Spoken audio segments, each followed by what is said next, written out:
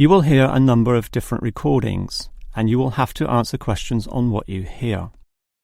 There will be time for you to read the instructions and questions, and you will have a chance to check your work. All the recordings will be played once only. The test is in 4 sections. At the end of the test, you will be given 10 minutes to transfer your answers to an answer sheet. Now turn to Section 1. Section 1. You will hear 2 students, Peter and Mary, discussing their new eating plan. First, you have some time to look at questions 1 to 5. You will see that there is an example that has been done for you. On this occasion only, the conversation relating to this will be played first. OK, Mary. I know I'm putting on weight with all my bad eating habits. That's right. Chocolate bars, pizzas, and all washed down with litres of soft drink. And with all the sugar in soft drink, I think we can say you're definitely overindulging, don't you think? Peter consumes far too much soft drink, so soft drink has been written in the space. Now we shall begin. You should answer the questions as you listen, because you will not hear the recording a second time. Now listen carefully and answer questions 1 to 5. OK, Mary. I know I'm putting on weight with all my bad eating habits. That's right. Chocolate bars, pizzas, and all washed down with litres of soft drink. And with all the sugar in soft drink, I think we can say you're definitely overindulging, don't you think? I know. I intend to definitely stop drinking that from now on. And that's part of the sensible eating plan that we have agreed we need to formulate. One that we can both follow. That's right. Sensible and practical. Allowing us to indulge in some sweet foods on occasions. On rare occasions. And we're going to cut out all the pizzas and hamburgers. Well, not totally. I thought you said pizzas could be eaten once a week. You know how I like pizzas. No, I said once every 2 months. Once a week was ice cream, not pizza. Yeah, that's because you like ice cream. I prefer pizza. Peter, if you want to lose weight, you need to be disciplined in both what you eat and what you do, which brings us to the issue of exercise. That's right. So, jogging twice a week and hiking on Saturdays, right? No, hiking is Sundays, allowing Saturdays for the light walking exercise. I've investigated and discovered there are a lot of walking trails around this suburb, with many beautiful places if you just look around. So what's happening this Saturday? A walk around the city? That's later in the month. This Saturday we'll visit Pine Park. Hill Park is nicer, with great views too. Yes, but we have to travel too far to reach Hill Park, so I ruled that out, and I love the smell of pines. And what about the weekday meals? Salads every night, I suppose. No, it's important to vary the meals so that the food remains interesting and fun. The only common factor is the fruit juice, but otherwise we'll have a variety of healthy fare, from salads to fish to lean meat. I'd rather have meat every night, but you're the boss. If you want to lose weight, you'll have to accept this program, okay? Okay. Before you hear the rest of the conversation, you have some time to look at questions 6 to 10.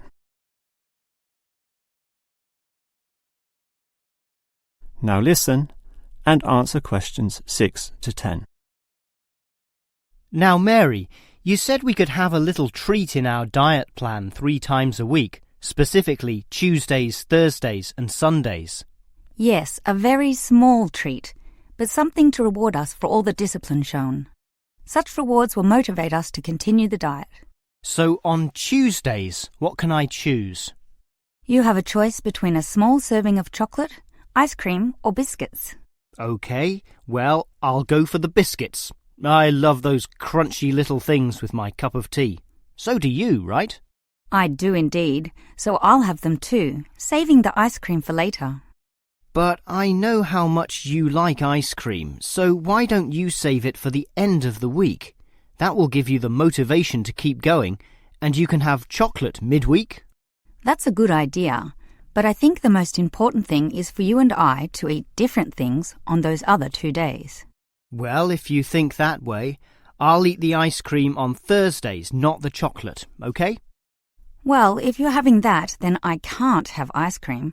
In order to be different, I'll have the chocolate. So we can compare our different snacks and maybe even share a little with each other. Exactly. And the variety and fun involved will take our minds of wanting more. Eating for fun. A good idea. And then you can have the chocolate on Sunday, right?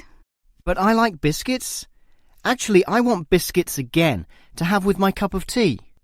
But you have the biscuits on Monday, remember? And we can't repeat. Oh, come on. This isn't fixed in concrete. I can have them again instead of chocolate. You might like variety, but I don't. I'm a creature of habit. Well, the whole point of this was to taste different snacks. But if you want the same thing, okay. I, for one, am sticking to the original plan, with ice cream to finish the week and not another dose of chocolate. That is the end of section 1. You now have half a minute to check your answers. Now turn to section 2.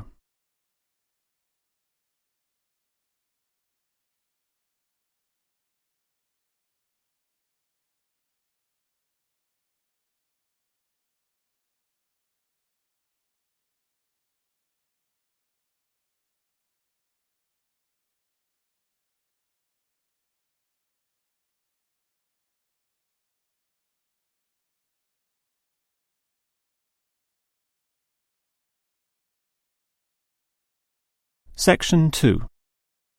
You will hear a childcare worker telling some mothers about the advantages of her centre. First, you have some time to look at questions 11 to 16. Now listen carefully and answer questions 11 to 16. Hello everyone, and welcome to the Stanfield Childcare Centre. Now I know you're all new mothers and you like to cling to your children. You've certainly spent a lot of time raising them to the age of 4 and are perhaps reluctant to leave them here at our centre. Well, one of the first things you should understand is that here it is safe. Very safe. Look around and you'll see that every room has padded walls. Other centres have standard painted walls, but here we have invested a lot to ensure your children will not hurt themselves when running around and possibly tripping over. This padding extends around all corners. That is, the areas most likely to bruise and cut your active little child. So, you can rest assured that any accidents of a physical nature are not likely to happen here. Now, you don't want to dump your child at this centre and let them waste their time. You want them to learn, and that's one of the greatest assets of our establishment. Our staff are not only trained childcare workers, but all of them have a special skill which they can impart to your child. Whether it be teaching the ABC, some basic mathematics, artistic skills, or physical education. We are particularly known for our preschool literacy program and have a wealth of learning toys specially designed to develop your child's potential. Of course, one concern many mothers have is that, in environments such as these, colds and flus and other viral nasties can be easily spread around. It's a very legitimate concern, and one which we take seriously, and we pride ourselves on our precautions. For a start, unlike most centres which clean with standard detergents, we disinfect every service at the end of every day, using a special disinfectant wash. Some places just wipe surfaces daily with a damp cloth, but not us, and that's just the start. We also physically check your children when they arrive every day, and if we feel your child is sick, we ask him or her to wear a face mask to ensure germs are not transmitted. If your child is noticeably sick, then we ask you to take them back home to recover. This might sound a little unkind, but we hope parents can understand that these measures are for the benefit of all.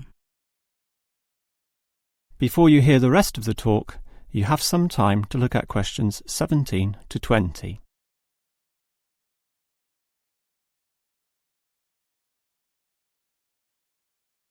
Now listen and answer questions 17 to 20.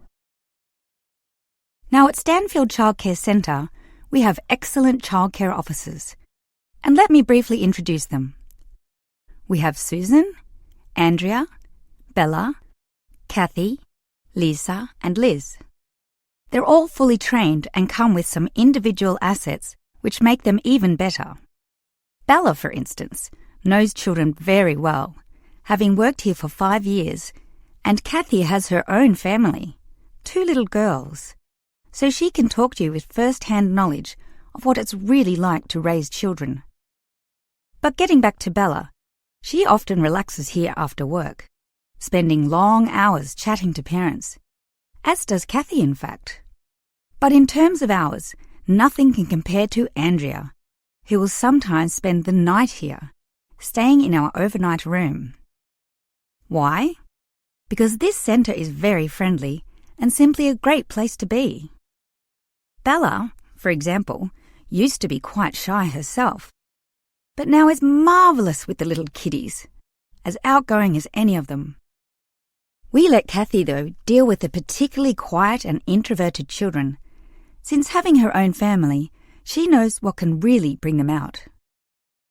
Of course, what better way to do this than with yummy homemade cakes, and Kathy often gets these from Bella, who can make some of the best in town. Yes, everyone here brings something special, which is why we're one of the best childcare centres in the business. That is the end of section 2. You now have half a minute to check your answers.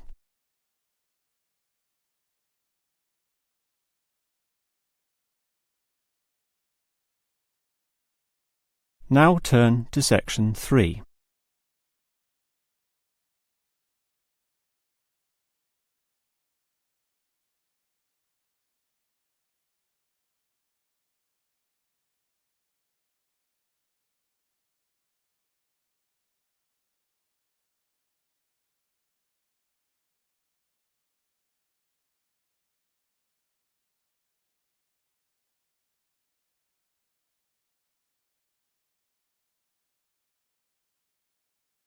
Section 3.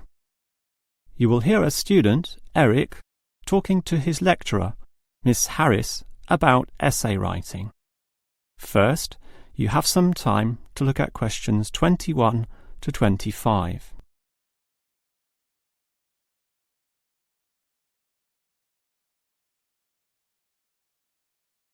Now listen carefully and answer questions 21 to 25. Hi, Miss Harris. Here we are talking once again. Well, I'm always willing to help out wherever possible. Is anything troubling you? Well, your advice last week about writing summaries was very useful, and I'm using these summaries a lot in order to prepare my final master's thesis. But you're having problems, right? Yes, I have a few issues to discuss. Obviously, I want a good essay, and I want to achieve high marks, but I'm not sure on the best way to start. That's an easy question. Start with a topic, but not one that I necessarily suggest, but one that you want to explore. You will always write better when doing so on a topic you are interested in, not one imposed upon you by others. Well, I'm interested in management theory. Then pursue that. However, that alone is far too broad. Break it into various current areas of discussion and relevance. Then look more carefully at one of them. Say, management and cultural differences, or management and motivation, or other aspects, such as the role of salary, group cohesion, or leadership. I would say I'm interested in group cohesion, that is, how people interact in the workplace. Well, that's a start, but you can't then just write planlessly without defining exactly what you intend to do within the area you've chosen. You'll have to think of a thesis, and this statement could be of several types. Such as what? Oh, you could argue a point, something that you believe in, or discuss an issue, looking at its various perspectives, or critique the opinions of others, pointing out the pitfalls and flaws. The thesis statement will make that very clear because it will say, in simple terms, what you intend to achieve in your essay. I see. And then I can just begin writing, right?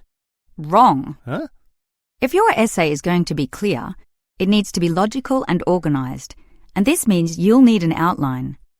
This could be written as a flowchart or spider graph, that is, a series of connected lines. But whatever shape the outline takes, there must be a sense of progress in, more or less, a straight line towards a goal. And then my essay will be good? With such progression, definitely, as long as you do achieve everything that you set out to do, as specified in the beginning, okay? Before you hear the rest of the conversation, you have some time to look at questions 26 to 30.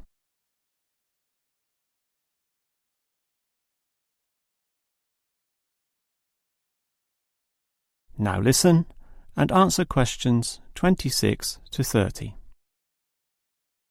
Well, Ms. Harris, your advice about essay writing all sounds very useful, solid and step-by-step, so I'll certainly follow that. But can you tell me in more general terms, what constitutes the best essay? Oh, there are many aspects to consider, but one of the most important is certainly original thinking. The best essays are written by people who think for themselves, and not just copy or imitate established views. I think I can do that. But remember, you can't just give a list of unsupported assertions. There needs to be support as well. A chain of logic linking each step in your argument. Right. Yet that alone is not enough. Your argument may be logically sound, but is it practically so? For that, you need examples from real life to illustrate your points or subpoints. I've got lots of examples from my course readings. I suppose I could use them. But remember, whenever you use an example or facts or figures that are not commonly known, you must give a reference. That's an academic necessity, without which your writing will automatically fail. So it's necessary to give these, right? Absolutely. And with that, your essay will be fine. But always ensure that you format it clearly. What do you mean? I mean the practical considerations, as written in the University Style Guide, such as leaving appropriate margins, using double spacing, Arial font, and so on. You see, your writing must look good as well as be good. I can certainly do that. And finally, related to the previous point, you need to respect the number of words required. Your individual lecturers will give you a word count figure, so follow what they say, making your essay neither too long nor too short. Perhaps 10% either way should be acceptable. 15% was common when I was younger, but it's a lot stricter now, and 20% would be pushing the boundaries just a little too far. I guess I can do all that. Thanks for your advice. That is the end of section 3. You now have half a minute to check your answers.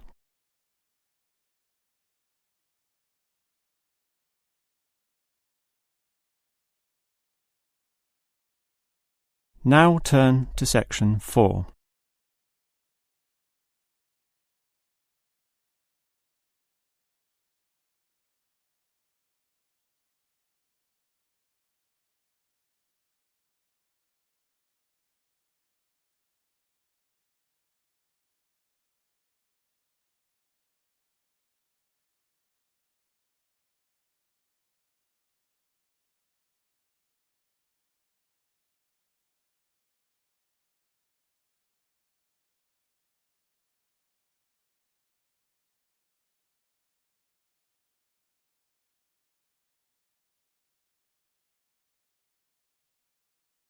Section 4.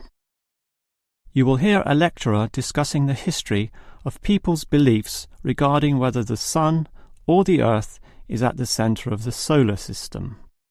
First, you have some time to look at questions 31 to 33. Now listen carefully and answer questions 31 to 33. In the night sky, the stars appear to revolve around the Earth, rising in the east and disappearing in the west. The Earth itself seems solid, fixed and stable, and such common-sense perception suggests that the Earth is the centre of the universe. This is known as geocentrism, with geo meaning Earth, and all pre-modern civilizations drew this conclusion. We now know, of course, that the Earth revolves around the Sun, and this is called heliocentrism, with helio meaning sun. But historically, it took quite a while for this to be deduced. As early as the 3rd century BC, an ancient Greek astronomer, Aristarchus of Samos, proposed heliocentrism, but received little support from his peers. Similarly, throughout subsequent history, isolated individuals proposed this new idea, but again, no one was listening. Geocentrism just seemed too logical to refute. Geocentrism also fitted the views of the established Christian Church, who could quote biblical passages such as, "The world also shall be stable, that it be not moved." Those who dared disagree were subject to accusations of heresy, often with dire punishments to follow. The trouble was, as the night sky was observed more closely, that simple revolution of the stars proved not so simple at all. In relation to the other stars, some steadily wandered in given directions, then sometimes reversed for months, and disappeared altogether. They were called planets, meaning wanderers. In addition, the position of the sun and moon altered slightly over the year, and comets, those mysterious glowing spots, would come and go. In order to predict the motion of the planets and accurately serve the primary purpose of navigation for sailing ships, increasingly elaborate mathematical models were needed, a sure sign that something was not quite right. Before you hear the rest of the lecture, you have some time to look at questions 34 to 40.